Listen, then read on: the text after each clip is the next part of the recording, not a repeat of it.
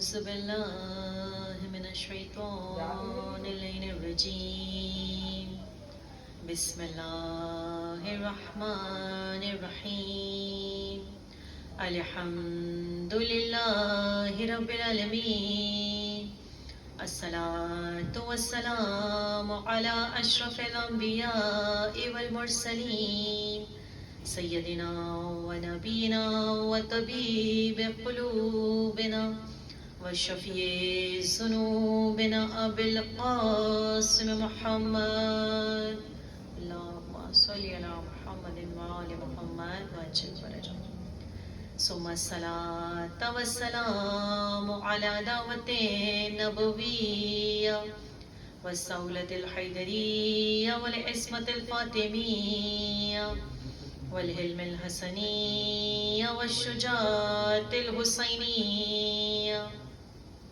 والعبادة السجادية والمآثر الباقرية والآثار الجعفرية والعلوم الكاظمية والحجاج الرضوية والجود التقوية والنقاوة النقابية والهيبة العسكرية والغيبة الإلهية القائم بأمر الله صلوات اللهم صل على محمد وآل محمد وعجل فرجهم بسم الله الرحمن الرحيم اللهم كل وليك الحجة ابن الحسن صلواتك عليه وعلى آبائه في هذه الساعة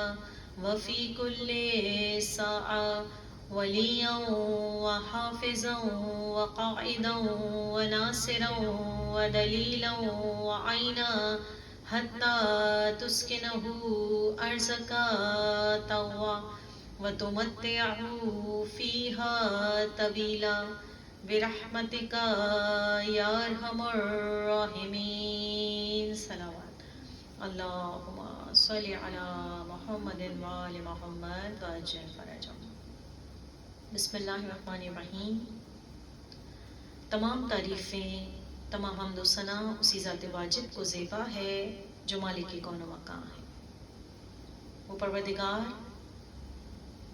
جو ایسا قادر ہے کہ اس کو عجز نہیں ہے، جو ایسا قاہر و غالب ہے کہ وہ مغلوب نہیں ہوتا، جو ایسا برداشت کرنے والا ہے کہ اس کے ہاں جلد بازی کی کوئی ضرورت نہیں، ایسا عالم ہے کہ جہل نہیں، ایسا عادل ہے کہ اس کے ہاں ظلم کا وجود نہیں، وہ عطا کرنے میں بخیل نہیں، اور عقل اس کا احاطہ کرنے پر قادر نہیں، نہیں ہم لوگ اس تک رسائی حاصل کر سکتے ہیں، یہ کون و مکان، یہ زمین و آسمان اس کو گھیر نہیں سکتے، یہ نگاہیں اسے پا نہیں سکتی، کیونکہ وہ سمیع و بصیر ہے۔ کائنات کا ذرہ ذرہ اس پروردگار عالم کی حمد و ثنا کرتا ہوا دکھائی دیتا ہے، کائنات کا ذرہ ذرہ اس ذات واجب کی تسبیح کرتا ہوا نظر آتا ہے۔ ہزارہ شکر اس پروردگار عالم کا کہ اس نے ہم سب کو پھر یہ دن نصیب کیے، یہ مہینہ نصیب کیا، اور مجھے اور آپ کو اس فرش عزا پر بیٹھنے کی سعادت نصیب ہوئی۔ یہ فرش عزا کوئی معمولی فرش نہیں ہے، بڑا عظیم فرش ہے۔ اس فرش پر ملائکہ آتے ہیں، اس فرش عزا پر انبیاء آتے ہیں، اس فرش عزا پر دعائیں مستجاب ہوتی ہیں، ہم کچھ نہ کچھ اس فرش عزا سے اپنے دامن میں سمیٹ کر اٹھتے ہیں۔ جس طرح سے روزانہ میں خدا کے ایک اسم کے بارے میں بیان کرتی ہوں، تو آج اللہ کا خدا کا ایک اسم عزیز یا عزیزو کہ جس کے معنی مہربان کے ہیں۔ معصوم ارشاد فرماتے ہیں کہ جو شخص یا عزیزوں کا کثرت سے ذکر کرتا ہے یا پڑھتا ہے، پروردگار عالم اس پر مہربان ہوتا ہے۔ اور دیکھیے خدا جس پر مہربان ہو جائے تو کیا کہنا.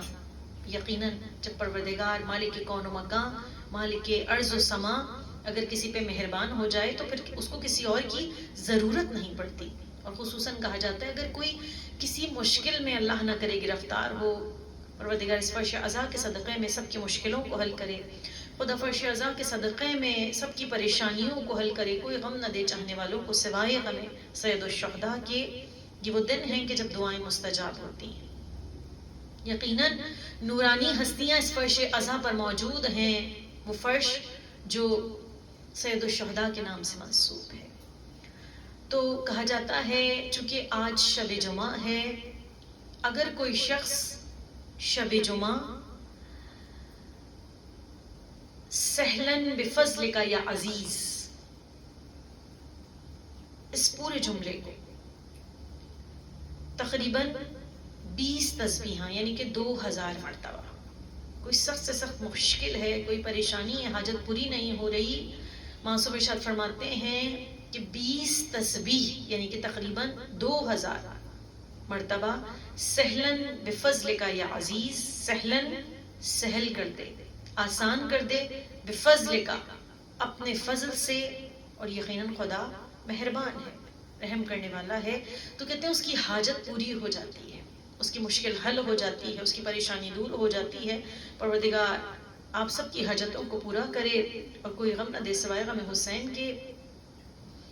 اور پروردگار ہم سب کو بار بار مقام سید الشہداء کربلا معلی کی زیارت نصیب کرے. آج شب جمعہ ہے تو علامہ مجلسی اپنی کتاب میں لکھتے ہیں ایک واقعہ کہ ایک شخص جو کہ نجف میں رہتا تھا، مولا کا چاہنے والا تھا، اور ہر شب جمعہ کوشش یہ ہوتی تھی کہ امام حسین کی زیارت کے لیے ضرور آئے.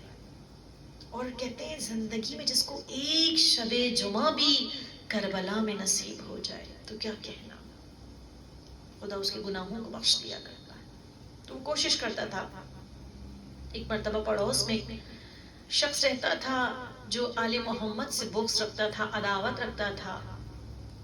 یہ جو چاہنے والا تھا یہ ایک دن پہلے بیٹھا ہوا ہے، آپس میں بات چیت ہو رہی ہے. اس نے کہا صبح مجھے کربلا جانا ہے. کہا کیوں؟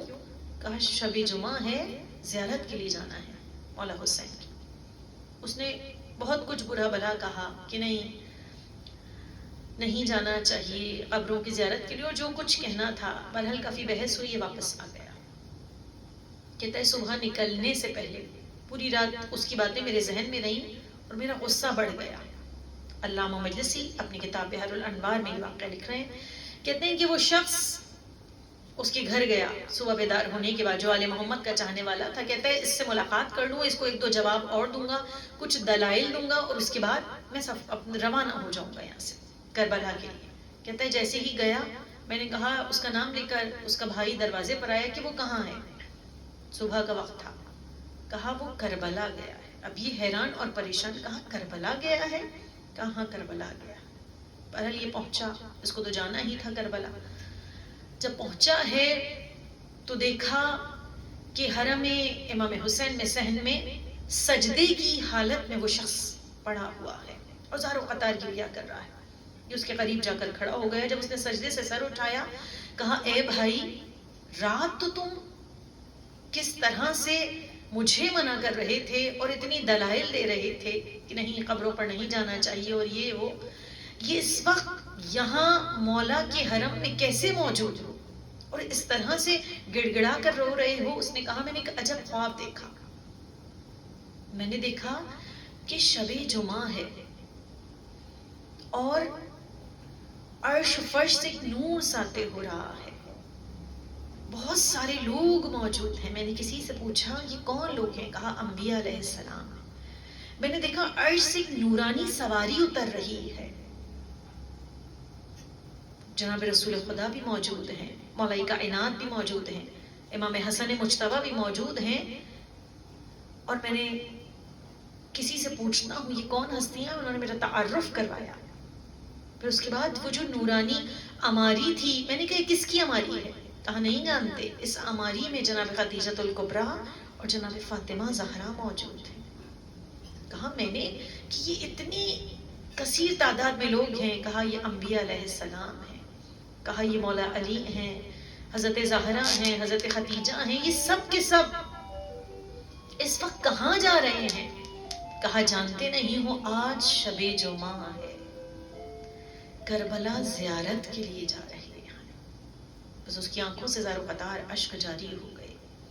کہا شب جمعہ فاطمہ کے لال کی زیارت کرنے کے لیے جاتے ہیں. بس وہ کہتا ہے کہ میں نے اس خواب کو دیکھا اور جیسے ہی بیدار ہوا میں فوراً کربلا کے لیے روانہ ہو گیا اور ہاتھوں کو جوڑ کر گڑ گڑا کر معافی مانگ رہا ہے، بھائی مجھے معاف کر دینا. تو دیکھیے حسین ابن علی کا مقام اور مرتبہ یقیناً وہ مقام ہے کہ میں اور آپ بیان کر ہی نہیں سکتے. آج ایام عزا کی 3 تاریخ ہے. آج عموماً اس 3 تاریخ کو ان یتیم بچوں کا تذکرہ ہوتا ہے.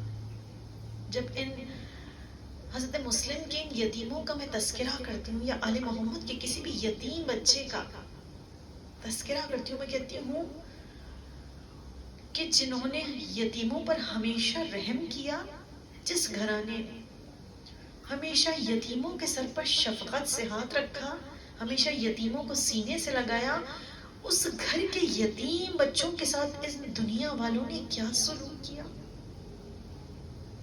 جناب مسلم کے 2 شہزادے، دیکھیے ہمارا سلام ہو جناب مسلم پر کہ جنہوں نے اپنی پوری نسل فاطمہ کے لال کا قربان کر دیا. جناب مسلم کے 2 بچے کربلا میں شہید ہوئے اور 2 بچے جو جناب مسلم کے ساتھ آئے تھے اور کھو گئے تھے وہ کوفے میں شہید ہو گئے. ہمارا سلام ہو زوجہ مسلم پر. آج پرسہ لینے کے لیے اس فرش عزا پر عجب نہیں کہ جناب زینب اور ام کلثوم آئی ہوئی ہوں گی پرسہ لینے کے لیے ان بھتیجوں کا. بھتیجے بھی ہیں، جناب مسلم کے بچے ہیں اور بھانجے بھی ہیں، کیونکہ جو زوجہ مسلم ہیں وہ مولا عباس کی بہن ہے. تو جناب مسلم نے اپنی نسل فاطمہ کے لال حسین پر قربان کر دی. یہ بھی کہا جاتا ہے 2 بچے کربلا میں شہید ہوئے اور 2 بچے جناب مسلم کے جو کوفے میں تھے. جب جناب مسلم کو شہید کر دیا گیا، بڑی قیامت کی شہادت ہے جناب مسلم کی. کربلا کا آغاز ہو رہا ہے جناب مسلم کی شہادت سے. جب جناب مسلم کو شہید کر دیا گیا، کس طرح سے شہید کیا گیا 2 جملوں میں جناب مسلم کا بھی تذکرہ کرتی ہوئی چلوں، کیونکہ کربلا کا آغاز ہے جناب مسلم کی شہادت سے. دیکھیے جو میں اور آپ مجلس کے بعد زیارت پڑھتے ہیں، سلام کرتے ہیں، ہر مجلس کے بعد زیارت پڑھی جاتی ہے، چاہے مختصر پڑھی جائے یا لمبی پڑھی جائے، تو وہ جناب سنت جناب مسلم ہے. کس طرح سے کہ ابھی امام حسین سفر میں تھے، 8 ذی الحجہ کو نکلے تھے نا، اور 9 ذی الحجہ کو حضرت مسلم کی شہادت ہوئی ہے. ابھی امام حسین سید الشہداء سفر میں تھے کہ ایک مرتبہ امام حسین نے کسی کے سلام کا جواب دیا. مولا غازی عباس علمدار نے کہا آقا یہ کس کے سلام کا جواب دے رہے ہیں؟ ایک مرتبہ اپنی 2 انگلیوں کو امام حسین نے بلند کیا، عباس ان انگلیوں کے درمیان دیکھو. اب جو مولا عباس نے دیکھا، کہا آقا کوئی قیدی ہے، پورا جسم زنجیروں میں جکڑا ہوا ہے، گلے میں طوق ہے، ہونٹ کٹے ہوئے ہیں، خون جاری ہے. کہا عباس ذرا غور سے دیکھو کہ کون ہے. اب جیسے ہی مولا عباس نے غور سے دیکھا تڑپ گئے. کہا آقا یہ میرا بھائی مسلم ہے. میں نے کہا نا مسلم بھائی بھی ہیں، چچا زاد بھائی بھی ہیں حسین کے اور عباس کے، اور عباس کی بہن کا سہاگ بھی ہیں. آقا مجھے اجازت دیجئے کہ میرا بھائی تنہا ہے، مسلم اس وقت تنہا ہے. کہا آقا جلاد کھڑا ہوا ہے تلوار چلانے کے لیے. کہا ہاں مسلم وہاں سے مجھے سلام کر رہے ہیں، میں نے ان کے سلام کا جواب دیا ہے. ایک مرتبہ امام حسین نے روتے ہوئے کہا عباس ذرا غور سے دیکھو، ہمارا بھائی تنہا نہیں ہے، میری ماں فاطمہ زہرا موجود ہے.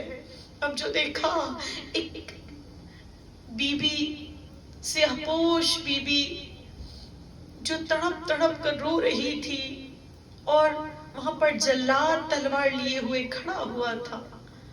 تو ہمارا سلام ہو اس مسلم ابن عقیل پر کہ جنہوں نے اپنی پوری نسل فاطمہ کے لال پہ قربان کر دی. بیبیوں جناب مسلم کی شہادت کے بعد 2 بچے جو جناب مسلم کے ساتھ کوفے آئے تھے وہ بھٹک گئے، اور رات کی تاریکی ہے، وہ معصوم اور ننھے ننھے بچے کوفے کی گلیوں میں چھپتے پھر رہے ہیں. پورا کوفہ دشمن ہو چکا ہے. ایک مومنہ تھی، اس نے جیسے ہی بچوں کو دیکھا، چاند سے 14ویں کے چاند کی مانند، بنی ہاشم خاندان بنی ہاشم کے بچے ہیں، حسن و جمال میں یکتا، اتنے حسین بچے. اے بچوں تم کون ہو؟ کہا ہم مسلم کے بچے ہیں، ہمارا بابا شہید کر دیا گیا، ہمیں کوئی پوچھنے والا نہیں ہے، کوئی رکھنے والا نہیں ہے. وہ مومنہ اہل دل تھی، آل محمد کی چاہنے والی تھی. بچوں پریشان نہیں ہو، دونوں کو لے کر اپنے گھر آتی ہے. ان بچوں کو نہلانے دھلانے کے بعد، کپڑے بدلوانے کے بعد، جیسے ہی آگے لا کر کھانا رکھا تو دونوں بچے رونے لگے. اس مومنہ نے کہا کہ اے بچوں روتے کیوں ہو؟ میں تو تمہیں اپنے گھر لے کے آئی ہوں، پریشان نہ ہو، اور یہ کھانا رکھا ہوا ہے کھا لو. پھر اپنے ہاتھوں سے کھلانا شروع کیا. بچے اور زیادہ شدت سے رونے لگے. کہا کہ تم اتنی شدت سے رو کیوں رہے ہو؟ کہا اے مومنہ تیرے اس عمل سے ہمیں اپنی ماں یاد آ گئی. کتنے دن گزر گئے، ہم اپنی ماں سے بچھڑے ہوئے ہیں. جس طرح سے تو ہمیں کھانا کھلا رہی ہے، اس طرح سے ہماری ماں ہمیں کھانا کھلاتی تھی. اب وہ مومنہ بھی رونے لگی، بچے بھی زاروں قطار گریہ کرنے لگے. جب شکم سیر ہوئے، پروردگار تمام بیویوں کے، سب کے، جناب مسلم کے بچوں کے صدقے میں، شہزادی ام رباب کے صدقے میں خدا سب کے بچوں کو سلامت رکھے. بس کہتے ہیں کہ بچے زاروں قطار رونے لگے، لیکن جب شکم سیر ہو گئے دونوں بھائی سو گئے. سونے کے بعد ان دونوں بھائیوں نے بے خبر سوتے ہوئے ایک مرتبہ روتے ہوئے اٹھے. کہا ہم نے، ایک بھائی نے، بڑے بھائی نے کہا میں نے ابھی ابھی بابا کو خواب میں دیکھا ہے، بابا کہہ رہے ہیں بہت جلد مجھ سے ملنے والے ہو. اور جیسے ہی بڑے بھائی نے یہ کہا، چھوٹے بھائی کو لپٹا کر زاروں قطار رونے لگا. جیسے ہی رونے لگا، وہ گھر حارث ملعون کا تھا، وہ اپنے گھر آ چکا تھا. زوجہ سے کہتا ہے کہ صبح سے مسلم کے بچوں کو ڈھونڈتا پھر رہا ہوں، ابن زیاد نے انعام رکھا ہے، نہیں معلوم کہاں چلے گئے. ایک مرتبہ رونے کی آواز آئی. کہا یہ کن بچوں کی رونے کی آواز آ رہی ہے؟ حجرے کے اندر داخل ہوا، دیکھا 2 چاند سے چہرے موجود ہیں، دونوں بھائی ایک دوسرے سے لپٹ کر زاروں قطار گریہ کر رہے ہیں. جیسے حارث ملعون نے دیکھا، کہا کہ تم دونوں یہاں میرے گھر میں موجود ہو، میں صبح سے تمہیں ڈھونڈ رہا ہوں. بیبیوں اولاد والی مائیں برداشت نہ کر سکیں گی. ایک مرتبہ اس ملعون نے دونوں کے بالوں میں ہاتھ کو ڈالا اور اس طرح سے کھینچتا ہوا لایا کہ بچے تڑپنے لگے. روایت کہتی ہے ایک بچے کی عمر 11 سال اور ایک کی 9 سال تھی. 9 برس کا اور 11 سال کا. ایک کا نام ابراہیم، ایک دوسرے کا نام محمد. دونوں بچوں کو زوجہ منع کرتی رہی، لیکن ملعون بالوں سے کھینچتا ہوا باہر لایا، یہاں تک کہ نہر کے یا دریا کے کنارے لے کر آ گیا. اور کہتا ہے اگر کوئی خواہش ہے بتاؤ. میں کہتی ہوں آل محمد کے گھرانے کے بچے ہیں، کوئی آخری خواہش ہے تو بتاؤ. ایک روایت میں ہے کہ بچوں نے خود کہا تھا کہ ہمیں 2 رکعت نماز پڑھنے کی اجازت دے دے. ملعون نے کہا یہ نماز تمہیں بچا نہیں سکتی ہے. کہا ہاں ہم جانتے ہیں. دونوں نے 2 رکعت نماز کو ادا کیا ہے. اب اس کے بعد کہتا ہے کہ اپنے کرتوں کو اتارو، میں تمہارا سر اور تن الگ الگ کروں گا۔ ایک مرتبہ بڑے بھائی نے کرتے کو اتارا، لیکن چھوٹا بھائی زاروں قطار رونے لگا۔ اس نے کہا کیوں رو رہے ہو؟ اپنے کہا مجھے کرتا اتارنا نہیں آتا، میری ماں میرا کرتا اتارتی تھی اور پہناتی تھی۔ بس بیویوں، اس کے بعد بڑا بھائی ہاتھوں کو جوڑ کر کہتا ہے اے شخص تو ہمیں قتل کر دے، لیکن میری تجھ سے ایک گزارش ہے۔ کہا کیا کہنا چاہتے ہو؟ کہا میں اپنے چھوٹے بھائی کو قتل ہوتے ہوئے ذبح ہوتے ہوئے نہیں دیکھ سکتا، پہلے تو میرا سر جسم سے علیحدہ کر دے، اس کے بعد میرے چھوٹے بھائی کو۔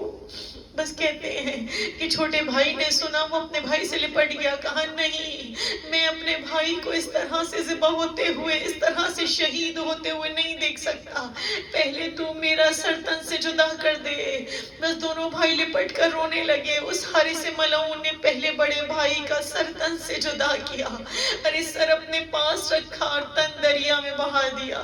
اس کے بعد چھوٹے بھائی کا سر تن سے جدا کیا، سر اپنے پاس رکھا اور تن دریا میں بہا دیا۔ کہتے ہیں جب دونوں تن بہا دیے تو آپس میں جا کر ایک دوسرے سے دریا میں لپٹ گئے دونوں بھائی۔ بس بیویوں آخری جملے بیان کر رہی ہوں۔ اب حارث ملعون جو ان دونوں سروں کو لے کر چلا ہے، ابن زیاد کے دربار میں آیا، ابن زیاد نے دیکھا اسے چاند سے چہرے ہیں، اتنے حسین چہرے ہیں۔ بس بیویوں اس فرش عزا پر شہزادی زینب آئی ہوں گی، یقیناً زوجہ مسلم آئی ہوں گی اپنے یتیم بچوں کا پرسہ لینے کے لیے، اس ماں کو پرسہ دینا ہے۔ بس آخری جملے بیان کروں اور بس آپ کی زحمتیں تمام۔ تاریخ کہتی ہے ابن زیاد نے اس شخص سے کہا، حارث سے کہا اے حارث ان بچوں کے چہرے اتنے سرخ کیوں ہیں؟ ملعون کہتا ہے میں نے ان کے رخساروں پر اتنے تماچے مارے ہیں، اتنے تماچے مارے ہیں اور کہ اس وجہ سے ان کے یہ چہرے سرخ ہوئے ہیں۔ کسی نے کہا اے حارث تجھے اتنے چاند سے چہرے، جن کے بچوں، جن کے اتنی معصوم چہروں کو ذبح کرتے ہوئے ذرا رحم نہ آیا؟ میں کہتی ہوں دشمن بھی جن پر ترس کھا رہے تھے، دشمن کے لیے جو چاند تھے، تو بیبیوں تصور کیجئے وہ ماں اور باپ کے لیے کیا ہوں گے۔ وہ بچے، ہمارا سلام ہو زوجہ مسلم پر کہ اپنی پوری نسل فاطمہ کے لال پہ قربان کر دی۔ اے شہزادی آئیے، شہزادی زینب آئیے، اپنے بھائی مسلم کے بچوں کا پرسہ قبول کیجئے۔ اے شہزادی زوجہ مسلم اپنے بچوں کا پرسہ قبول کیجئے۔ عجب نہیں پرسہ لینے کے لیے خود میرے مولا حسین آئے ہوں گے، میرے سفیر کے بچوں کا پرسہ ہے۔ الا لعنت اللہ علی القوم الظالمین۔